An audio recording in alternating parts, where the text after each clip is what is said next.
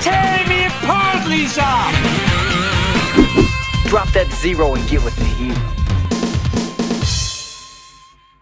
Hey everyone, how's it going? And welcome to another trashy treasure movie review. Haven't done one of these for a little while, but recently there's a friend of mine named Bax. Now, Bax is one of the most insanely talented artists I have ever met in my life. When I say met, I mean online. I know this guy through YouTube, Instagram, all that sort of stuff. Anyway, I was drawn to this guy's art because it is this like absolutely insane sort of a punk rock horror old school kind of a throwback to the 70s and 80s of just real chaotic designs. And you know, just looking at this guy's artwork, like I look at one picture and I think to myself that would take me about 10 years to draw, but this guy just does it straight away. Anyway, one day Bax said to me, have you ever seen a movie called Jesus Christ Vampire Hunter? And I was like, no, but based on that title, I think I need to see it. So I looked it up online. I couldn't find it at any local DVD stores or anything because it's pretty obscure.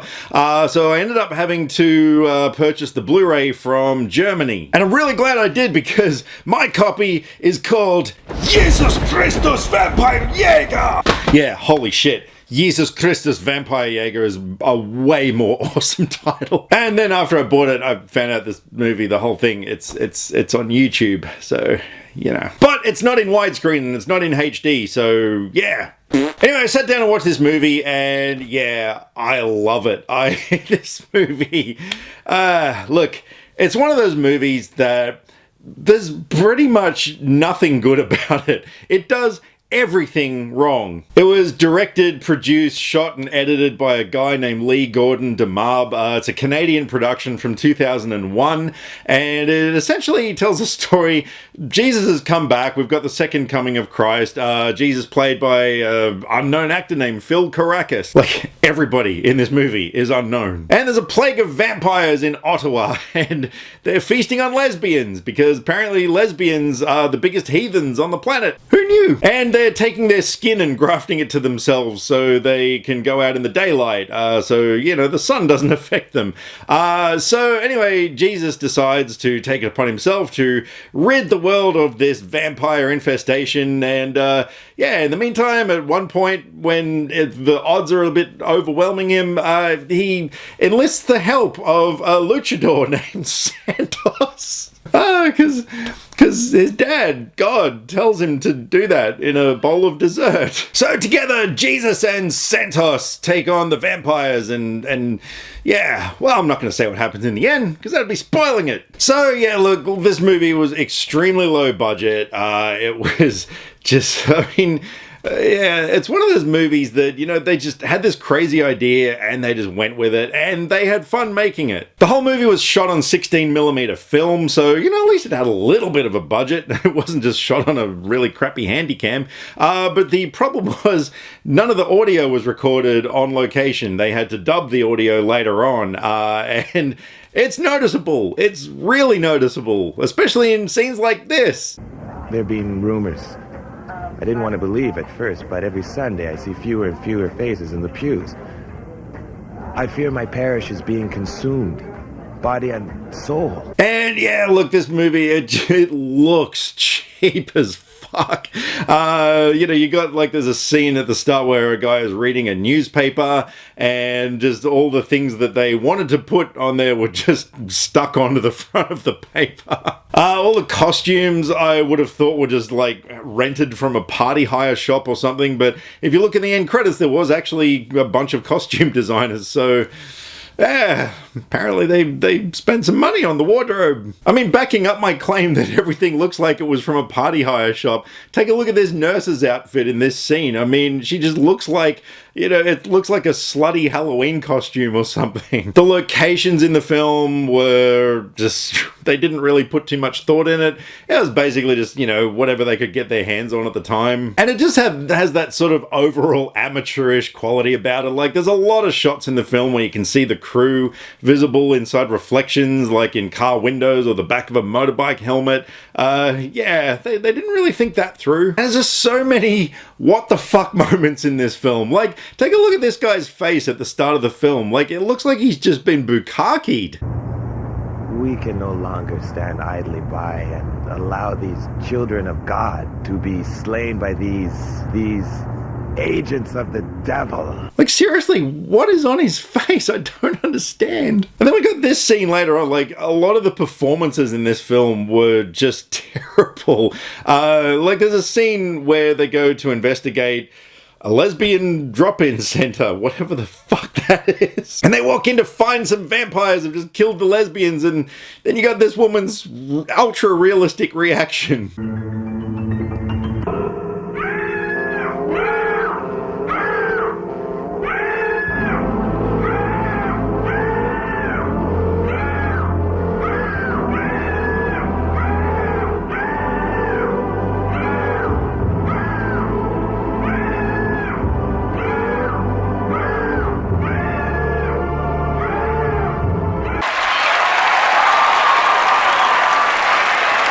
And there's other stuff like Santos has this assistant that he flies in with, and I don't know if it was just like a running gag that, you know, it happened once and they thought it was funny, so they kept doing it, but every single person in every scene she's in, like, keeps grabbing her ass. Like, there are just so many moments in this film where she gets her ass grabbed, and I don't know why. I will say the lead actor, Phil Caracas, as Jesus, he did have a certain charisma about him. Like, yeah, I don't know, there was something about him. You know, like, sometimes you watch an actor and you just, like, tuned out or whatever. There was something about this guy, even though his performance was a bit iffy. Yeah, something about him that, I don't know, I kind of found watchable. And there was an actress named Maria Moulton who played Mary Magnum, as she's called in this. And yeah, she was pretty cute. She wasn't very hard to watch. But I just finished watching the movie for a second time, and because I wanted to kind of gauge like what it was about the film that was appealing, that actually made it good, you know, like so bad it's good.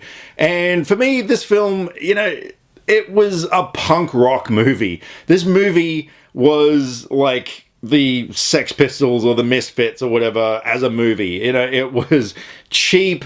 They didn't care what they were doing. They just thought, yeah, fuck it, we're just going to put this on film and get it out there. And yeah, that was kind of the appeal of this film. I mean, everything about this film was shitty. Like I said, the performances, the editing is absolutely diabolical. There were just so many moments where an actor would deliver a line and the camera just lingers just a few frames too long. Like, you know that they've just said cut and they're just holding or whatever. There's a lot of fight scenes in the film that were just awful. Not one single punch or kick or anything actually looked like it would cause any damage. But like I said, they didn't care. You know, they just made this film. They had a good time. There's a extra feature on the Blu-ray, which was, I think, 8 years later after they had made the film, where a bunch of the cast and crew got together at a bowling alley for a reunion of sorts.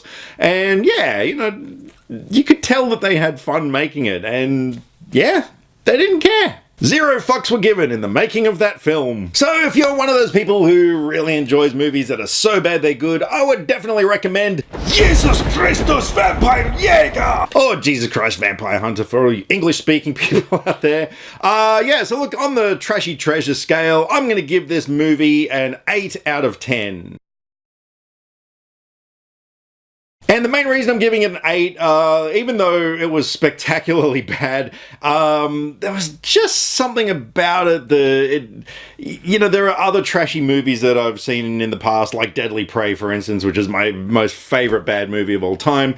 You know, like, that movie is just so rewatchable. And it's the kind of movie you just always want to get people over and, you know, spread the word about it. This movie, even though it's really enjoyable and it would be cool to watch with a group of like-minded idiots, yeah, it just didn't quite have that rewatchability factor for me. And if you want to check out Jesus Christus Vampire Jäger, I will put a link down in the description box to the YouTube video where it's at, so you can check it out for yourself. And a really huge thank you to Bax for putting me onto this movie and yeah, giving me another gem in my trashy movie collection. And I'll also put a link to his Instagram page down below as well, so you guys can check out his stuff, because yeah, if you like that kind of artwork, you're gonna gonna love what this guy does. And in the meantime, if you have already seen Jesus Christus Vampire Jäger, or if you've like gone and watched it and have come back, whatever, yeah, let me know what you thought of it. What were some of your standout scenes in the film? So drop me some comments either here, Facebook or Twitter. All the social media links are in the description below, because I like to talk about shit movies and I would love to talk about shit movies with you. Catch you next time. Click subscribe to stay up to date with all the latest movie reviews. Skynet will be taking over any day now, so what have you got to lose?